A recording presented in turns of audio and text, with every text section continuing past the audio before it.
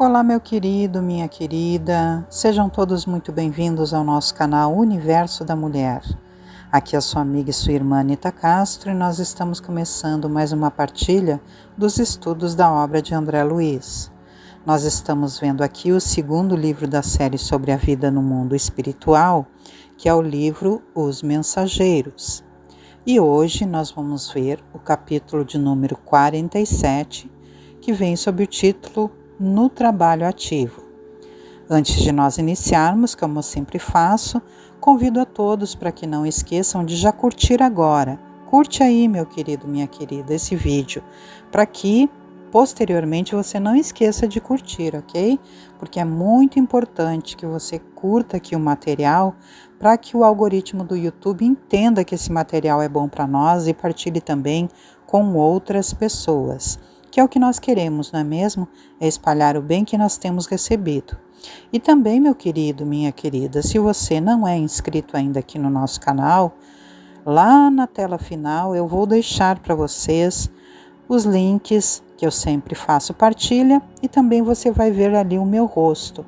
É só você clicar sobre o meu rosto e inscrever-se, clicando também no sininho para receber as futuras notificações. Assim você vem aqui somar conosco no nosso canal Universo da Mulher com Anita Castro, ok? Sou grata a todos e vamos então à nossa partilha. André Luiz nos diz o seguinte: a interpretação de Bentes, obedecendo à inspiração de um emissário de nobre posição, presente à Assembleia, era recebida com respeito geral no círculo das entidades desencarnadas. Na esfera dos encarnados, porém, não se notava o mesmo traço de harmonia. Observava-se apreciável instabilidade de pensamento. A expectativa ansiosa dos presentes perturbava a corrente vibratória. Gente, olha só, antes de continuar aqui, eu quero fazer esse comentário com vocês já desse início do que o André Luiz vai nos dizendo aqui. As entidades que estavam ali desencarnadas estavam com respeito geral, mas os irmãos que estavam encarnados ali participando daquela reunião espírita estavam fazendo o quê? Desorganizando, desestabilizando com os seus pensamentos aquelas ondas de harmonia. Não havia o mesmo traço de harmonia que havia entre as entidades desencarnadas, mesmo aqueles irmãos que estavam em sofrimento. Por quê, gente? Porque o encarnado, ele pensa muitas coisas desgovernadas. Então, era interessante ali que se mantivesse os traços de harmonia, mas infelizmente nós encarnados, irmãos queridos, temos o mau hábito de mantermos pensamentos desgovernados. É muito importante, queridos, que quando a gente vá fazer os nossos pedidos espirituais, quando a gente vá participar das reuniões espíritas e espiritualistas, que a gente mantenha os nossos pensamentos elevados, voltados ao bem. Não consegue parar de pensar coisas negativas? Faça uma oração. Não conhece, não sabe fazer nenhuma oração espontânea? Faça o Pai Nosso que Jesus nos ensinou. Assim você vai atrair energias benéficas para si mesmo e para o ambiente, porque lembrem-se, gente, nós estamos mergulhados no fluido cósmico universal que é o hausto do Criador. E quando nós respiramos este hausto, esta respiração do Criador, nós, quando expiramos, estamos expirando para o ambiente os nossos pensamentos, porque nós somos co-criadores com Deus. Então, meus amados, precisamos manter os nossos pensamentos elevados. E André Luiz continua nos dizendo: observava-se apreciável instabilidade de pensamento, ou seja, os pensamentos eram desorganizados, instáveis. E aí ele continua dizendo: a expectativa ansiosa dos presentes perturbava a corrente vibratória. De quando em quando, surpreendíamos determinados desequilíbrios que afetavam particularmente a organização mediúnica de Dona Isabel e a posição receptiva do comentarista, que parecia perder o fio das ideias, tal qual se dirigia na linguagem comum.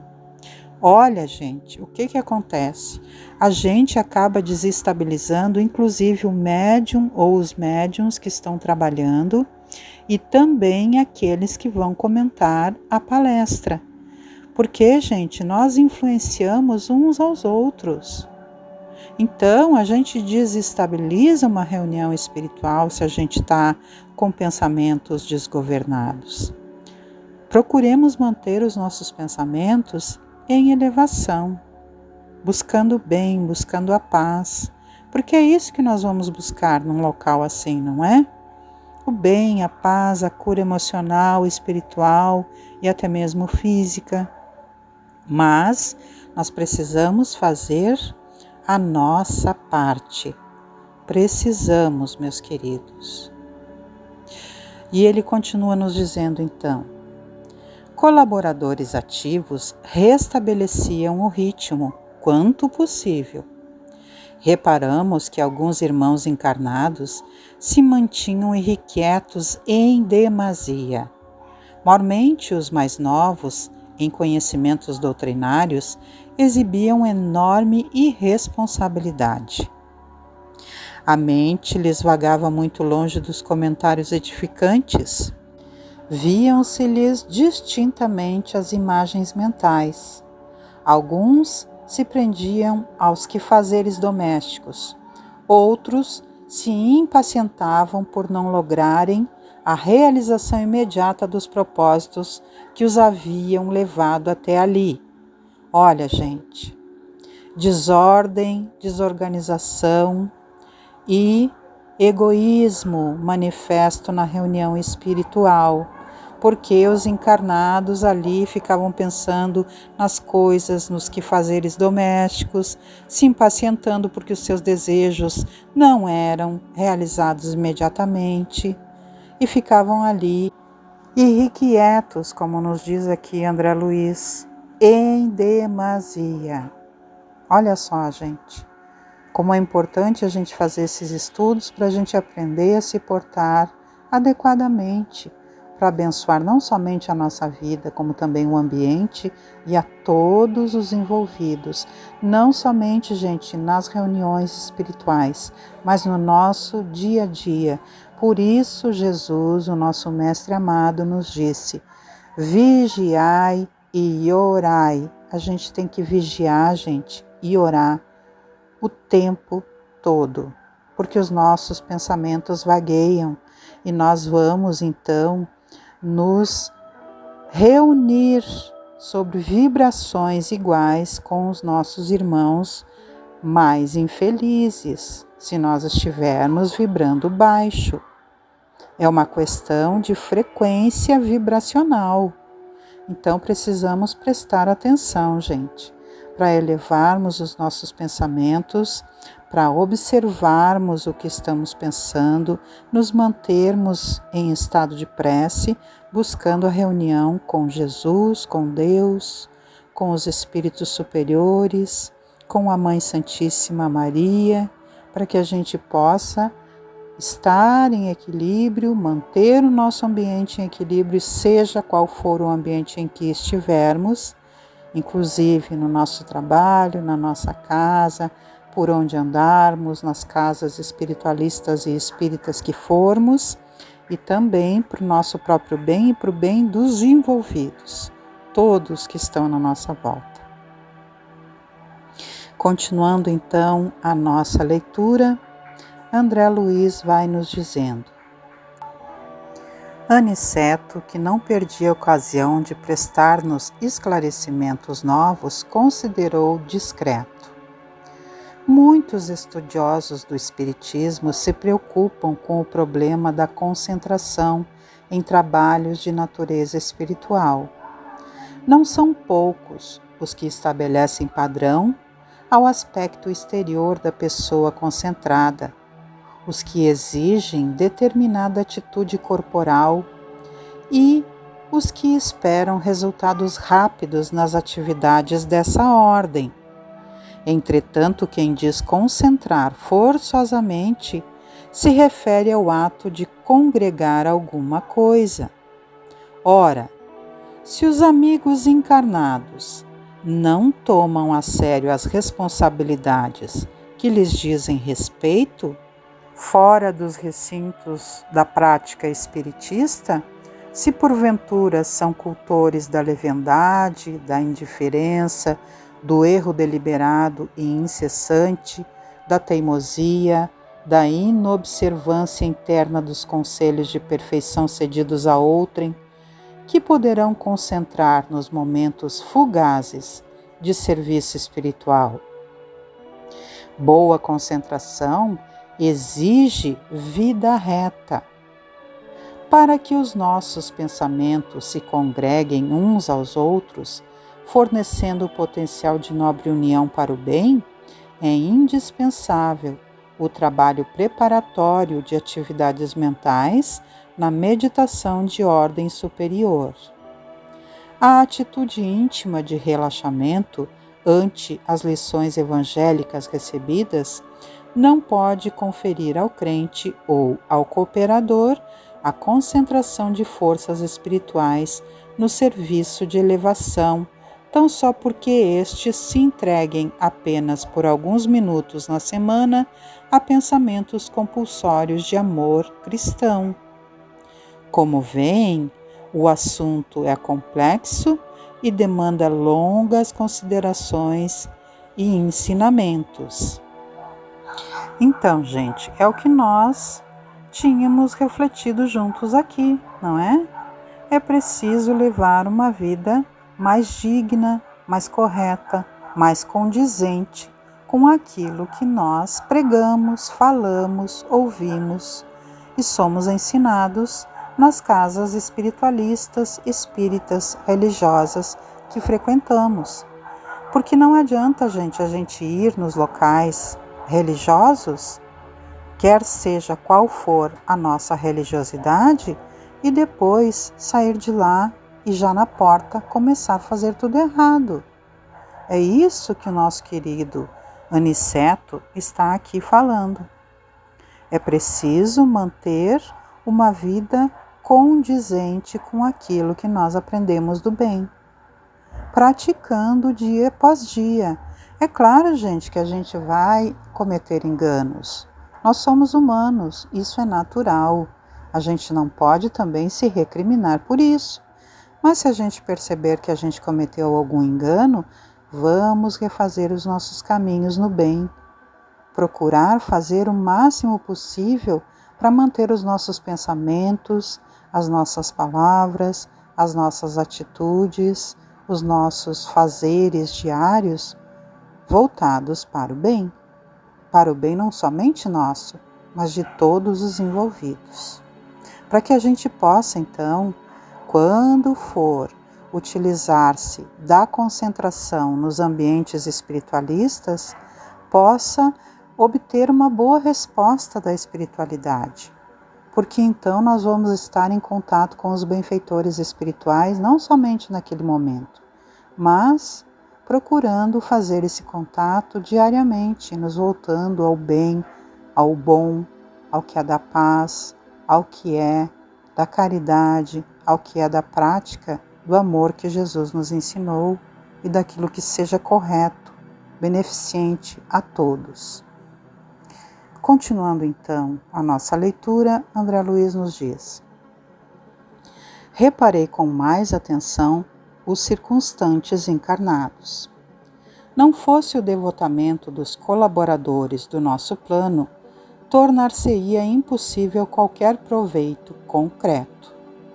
Isidoro e outros amigos devotados trabalhavam com ardor, despertando alguns dorminhocos e reajustando o pensamento dos invigilantes, para neutralizar determinadas influências nocivas.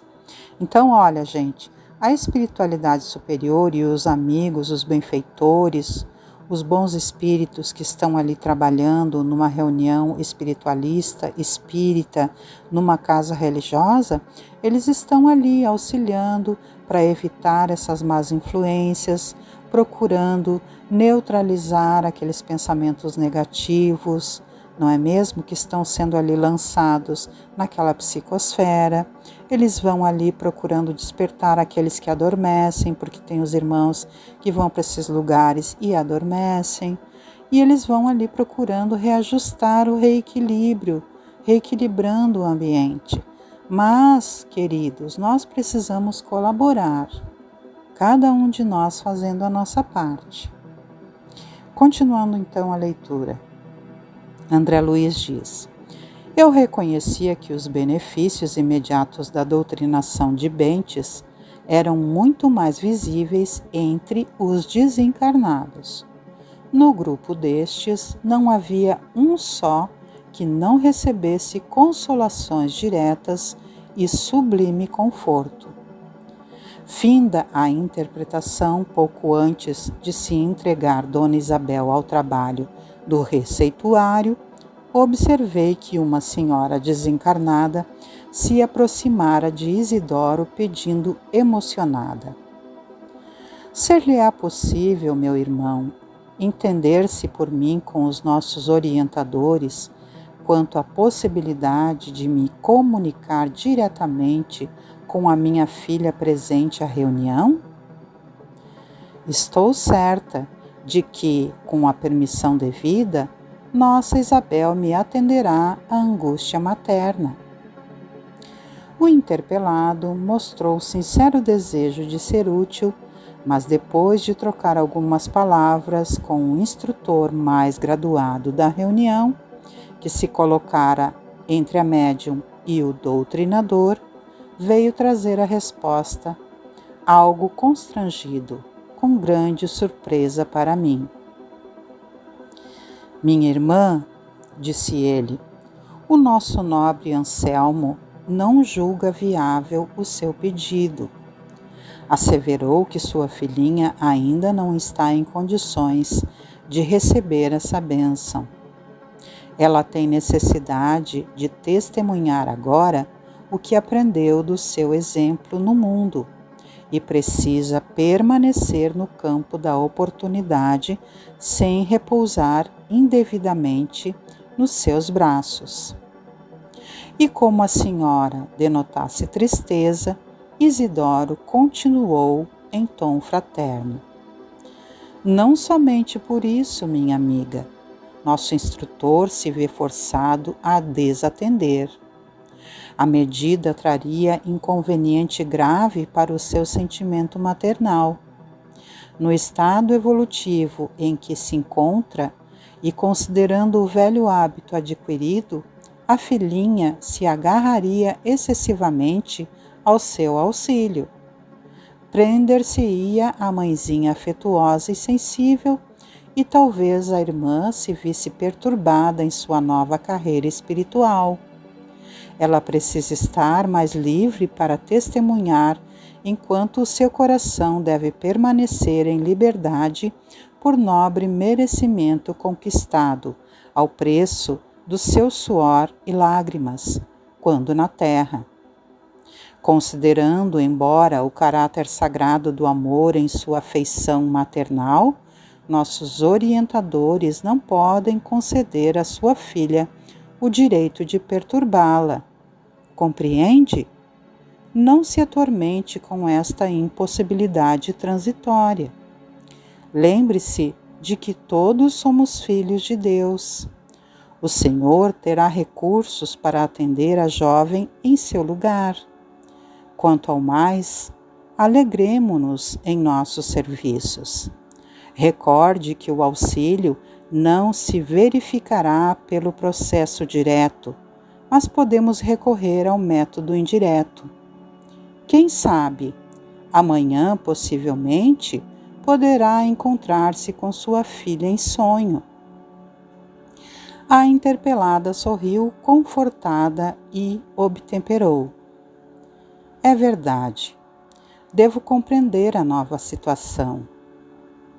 Nesse instante, acercou-se de Isidoro uma entidade amiga que solicitou: meu caro, estimaria suas providências junto dos receitistas para que forneçam novas indicações ao Amaro.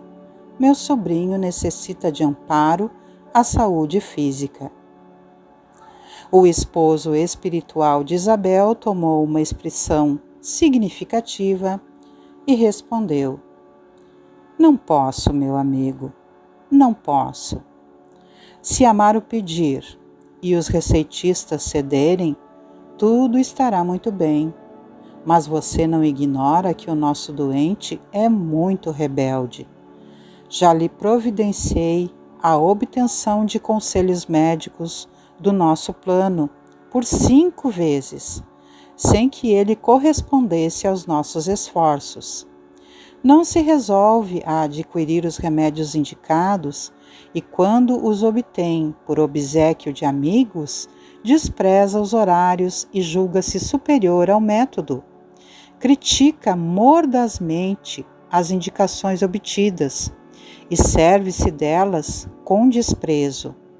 Naturalmente, não estou agastado com isso. Como adulto que se não aborrece com as brincadeiras de uma criança. Mas você compreende que estamos lidando com um material muito sagrado e não há tempo para conviver com os que estimam a brincadeira. Além disso, não será caridade o ato de dar aos que não querem receber. Isidoro falava com uma inflexão de bondade fraternal, que afastava todos os característicos da fraqueza contundente. Compreendi que para atender a tanta gente e movimentar-se entre tantos propósitos heterogêneos, não seria possível tratar os assuntos de outro modo. O serviço prosseguia com enorme demonstração educativa para Vicente e para mim. O esforço dos clínicos espirituais, aliado à abnegação da intermediária, comovia meu coração. Era necessário, de fato, grande renúncia para atender ao trabalho compacto e numeroso no setor de assistência aos encarnados, porque poucos frequentadores do grupo pareciam manter atitude correspondente à sublime dedicação fraternal em nome do Mestre. Aniceto, porém, adivinhando meus pensamentos, falou com bondade: um dia, André, você compreenderá com Jesus que melhor é servir que ser servido, mais belo é dar que receber. Capítulo profundamente instrutivo, não é mesmo, meus queridos? E nós vimos aqui também o caso, então, de um irmão desencarnado que veio ali pedir por seu parente, pedindo que fosse então aviada ali um receituário para ele, mas não era possível fazer novamente, porque o Isidoro explicou a ele que já havia sido feitas várias tentativas, mas o doente não se ajudava. Então, gente, não é só ir lá e buscar um receituário de homeopatia na casa espírita, não é? Não é só ir e buscar um receituário, mas fazer a nossa parte. Precisamos colaborar também com a nossa saúde. Precisamos tomar o medicamento corretamente, seguir as orientações corretamente e continuar fazendo o tratamento para que tudo funcione bem. Senão não adianta, não é coerente com o trabalho espiritual vir e ofertar um receituário a alguém que não quer se ajudar. E também ali a irmã que foi pedir para se comunicar com a sua filha não estava preparada, tanto ela quanto a filha. A filha porque como encarnada ia ficar se apegando ao espírito da mãezinha amorosa. E a mãe, que estava desencarnada, ia então se desequilibrar com esse apego da filha. Então, nem tudo, gente, é possível. Às vezes, nós não recebemos uma comunicação de um parente que já partiu porque nós não estamos preparados ou porque nós vamos acabar perturbando esse parente ali no seu caminho de evolução. Então, tudo há um propósito, em tudo há um propósito. E Jesus coordena amorosamente todos os processos, porque todos os irmãos que estão ali a serviço do bem estão servindo amorosamente por Jesus e por cada irmão, por muito amor e caridade. Porque, como nos diz aqui, concluindo o capítulo, o querido Aniceto, nós temos que compreender com Jesus que melhor é servir do que ser servido. Mais belo é dar do que receber, como nos dizia e nos diria o querido e o amado São Francisco de Assis, não é mesmo? Então, que a gente possa concluir aqui o nosso estudo de hoje, as nossas reflexões, que serão certamente ainda muito lindas, conforme nós formos analisando esse capítulo maravilhoso que vimos hoje. E lhes convido ainda para que todas as segundas-feiras, às 19 horas, venham estar comigo aqui no nosso canal Universo da Mulher com Anita Castro, para que possamos partilhar o EAD, Estudo Aprofundado da Doutrina Espírita. Todas as quartas-feiras, às 21 horas, para nos encontrarmos aqui e fazermos juntos o Evangelho no Lar, quando convidamos Jesus e toda a sua comitiva espiritual a estarem conosco, abençoando os nossos lares. Todas as quintas-feiras, às 18h30, voltamos a ter os estudos das obras de André Luiz. E todas as sextas-feiras, às 18 horas, a partir do momento do passe, sob direção da nossa querida benfeitora e amiga espiritual Maria da Soledade, reunida a equipe de benfeitores, todos eles a serviço de Jesus, para nos ofertarem o passe, renovando as nossas energias. Assim sendo, meus queridos e minhas queridas, com uma singela, mas muito sincera oração me despeço, desejando que Deus, nosso Pai maior, que Jesus, nosso amigo e nosso mestre, muito fiel companheiro, que Maria Santíssima, nossa mãezinha, sempre amorosa e consoladora, e que os nossos benfeitores espirituais continuem, como sempre fazem, nos estimulando ao bem e aos caminhos da produção para o nosso próprio bem evolutivo e para todos os envolvidos. E que nós correspondamos com gratidão, com amorosidade, com dedicação, com estudo e empenhando-nos para que possamos praticar o bem que temos aprendido no nosso dia a dia. E que assim seja e assim se faça. Deixo um grande beijo no coração de todos e me despeço, desejando que haja em nossos caminhos sempre muita paz e harmonia. Tchau, tchau, meus queridos. Até o nosso próximo encontro.